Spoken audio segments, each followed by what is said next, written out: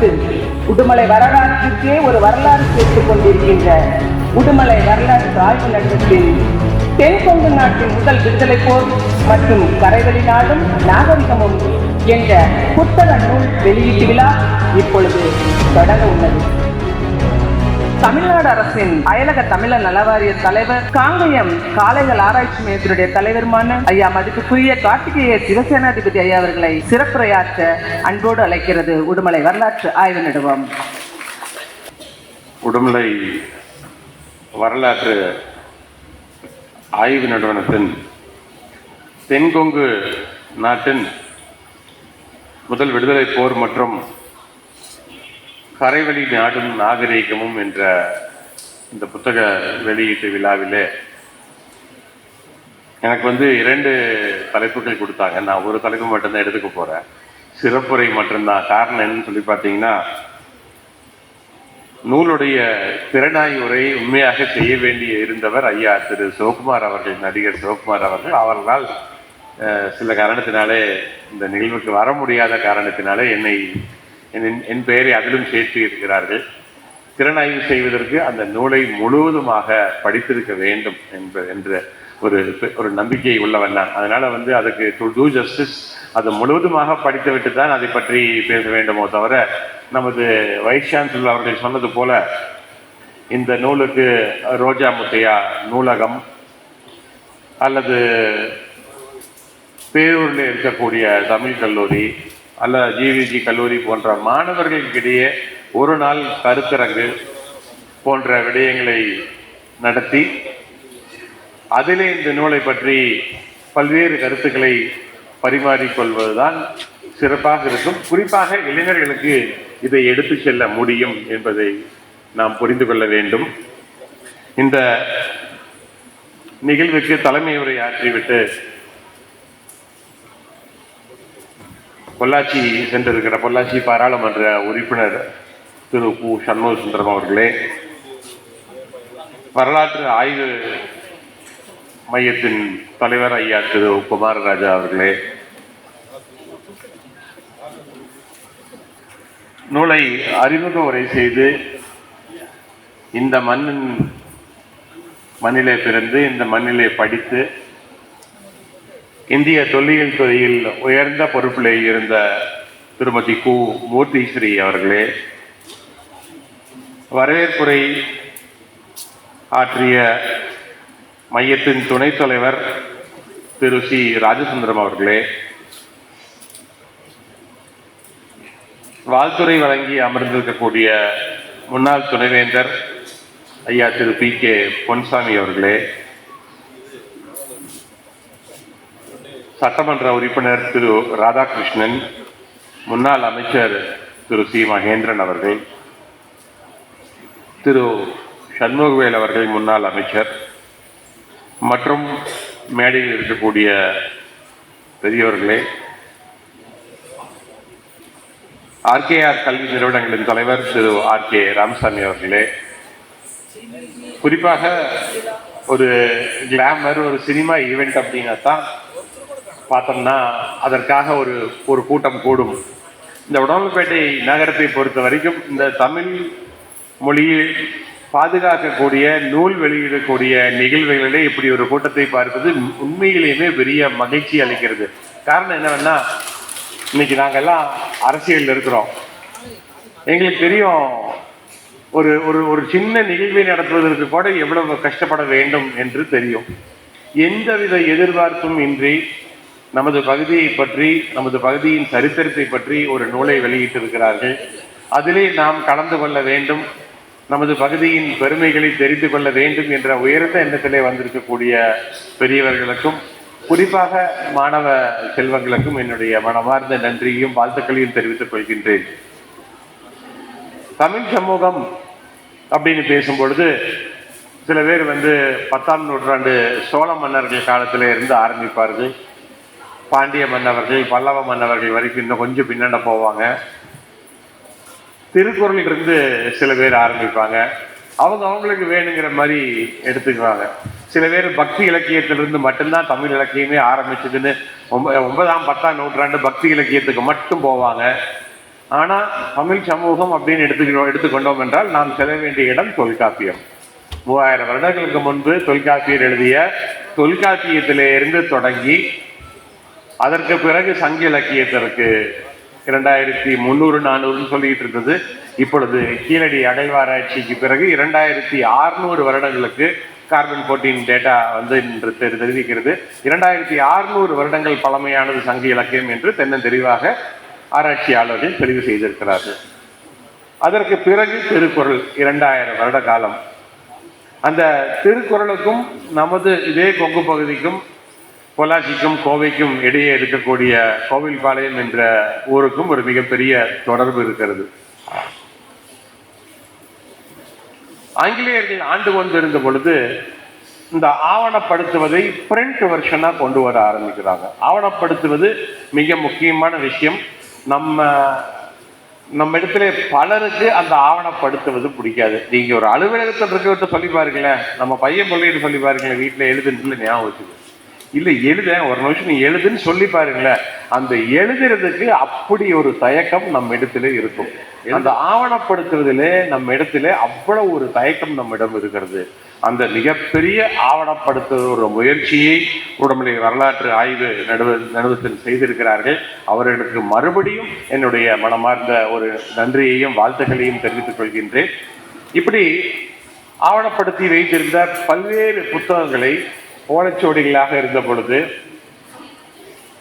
நிறைய சதியின் காரணத்தினாலே இந்த தமிழ் சமூகம் இழந்திருக்கிறது. சதி செய்து இந்திய நாட்டிலே அம்பேத்கர் அவர்கள் சொன்னது போல மொத்த இந்திய நாட்டில் பரப்பளவிலே ஒரு மொழி இந்த நாடு தனக்கு சொந்த நாடு என்று சொல்ல முடியும் என்றால் அது தமிழ் மொழி மட்டும்தான். இந்திய நாட்டில் வாழக்கூடிய அனைவருமே இந்த தமிழ் மொழியைத்தான் பேசிக்கொண்டு இருந்தார்கள் என்று அண்ணல் அம்பேத்கர் சொன்னது போல அப்படி ஒரு உயர்ந்த மொழியாக இருந்த மொழிக்கு பல்வேறு சிந்துவெளி நாகரீகம் காலம் தொட்டு அரப்பன் நாகரீகம் காலம் தொட்டு பல்வேறு உள்ளே வந்தவர்கள், படையெடுத்து வந்தவர்கள், கைபர் பாஸ் வழியாக வந்தவர்கள் எல்லாம் பல சதிகளை செய்து நமது அடையாளங்களை அழிப்பதற்காக பல முயற்சிகளை எடுத்து அதில் சிறிதில் வெற்றியும் பெற்றிருக்கிறார்கள் என்பதுதான் வருத்தமான செய்தி. இப்படி இருக்கக்கூடிய சூழலில் கல்கட்டாவில் ஆங்கிலேயர்கள் ஆட்சியை புரிந்து கொண்டிருந்த பொழுது அந்த கல்கட்டா பிரசிடென்சியில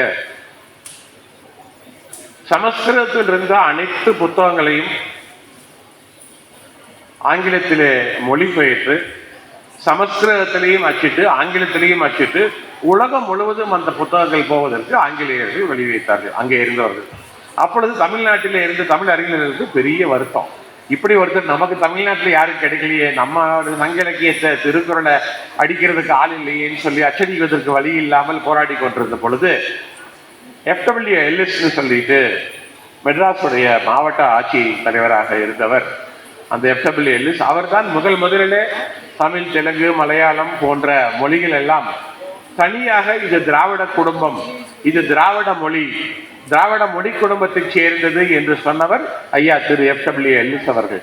அவருக்கு பிறகுதான் கால்டுவெல் அவர்கள் அந்த திராவிடியன் லாங்குவேஜஸுக்கான ஒரு கிராமர் புத்தகத்தை கொண்டு வந்தார்கள். முதலில் சொன்னது FW எல்லிஸ் அவர்கள் தான் சொன்னார்கள். இப்படி ஆவணப்படுத்தாமல் விட்டுவிட்டால் அதில் எவ்வளவு பெரிய இப்போ இன்னைக்கு நம்ம இருக்கக்கூடிய சங்க இலக்கியங்கள்ல முழுதாக நமக்கு இன்னும் கிடைக்கவில்லை. அந்த சங்க இலக்கியத்தை படிக்க தொடங்கிய ஒரு பெண்மணி, அமெரிக்காவிலே புளோரிடாவில் இருக்கக்கூடிய ஒரு பெண்மணி, அதை படித்து அதை ஆங்கிலத்திலே மொழிபெயர்த்து அதன் மீது ஏற்பட்ட ஒரு மிகப்பெரிய காதலின் காரணமாகத்தான் அமெரிக்கா ஹார்வர்ட் பல்கலைக்கழகத்திலே தமிழுக்கான ஒரு இருக்கை உருவானது.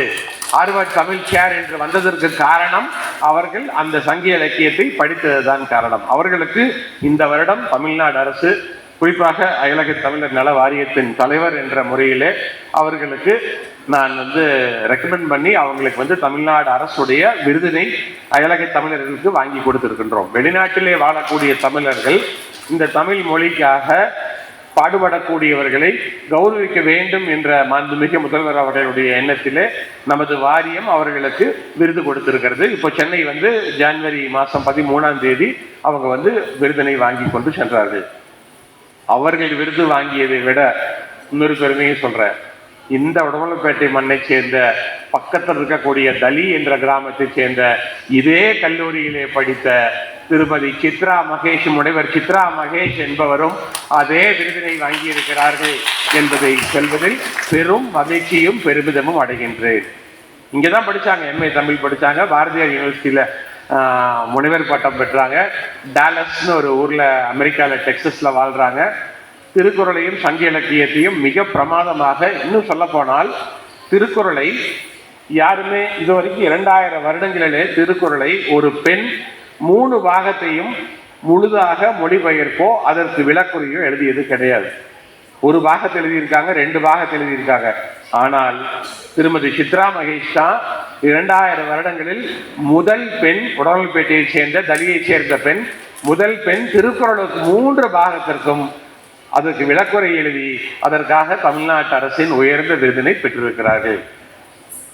அதனால உடமலைப்பேட்டை இன்னும் பெருமைப்படலாம், இந்த கல்லூரியும் பெருமைப்படலாம். இந்த கல்லூரியில் படித்த ஒரு மாணவி தான், இந்த கல்லூரி தான் தமிழை ஊட்டி தேனாக வளர்த்தி இருக்கிறது என்று நினைத்து பார்க்கும் பொழுது உண்மையிலேயுமே இந்த நகரத்துடைய பெருமை பல்வேறு விதமான மக்களை கொண்ட ஒரு நகரம். எல்லா நகரத்துக்கும் ஒரு டைவர்சிட்டி இருக்கும், ஒரு யூனிஃபார்மிட்டி இருக்கும். ஆனால் உடமலைப்பேட்டை பொறுத்தளவுக்கு உண்மையாகவே ஒரு எலைட்டான தாட் உள்ளக்கூடிய நகரம்.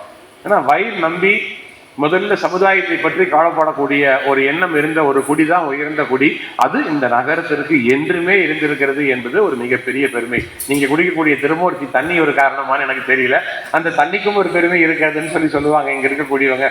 திருவாணி நீருக்கு அடுத்ததாக மிக அற்புதமான தண்ணியை நாங்கள் தான் குடிக்கின்றோம்னு சொல்லுவாங்க. அந்த மாதிரி என்ன காரணம்னு தெரியல. ஆனா அந்த உயர்ந்த எண்ணங்கள் உள்ள இந்த கல்லூரி எடுத்துக்கோங்களேன், இந்த கல்லூரி ஆடிட்டோரியத்தில் நானே ஒரு 10 முறை வந்திருப்பேன், நிகழ்வுகளுக்கு வந்திருப்பேன்.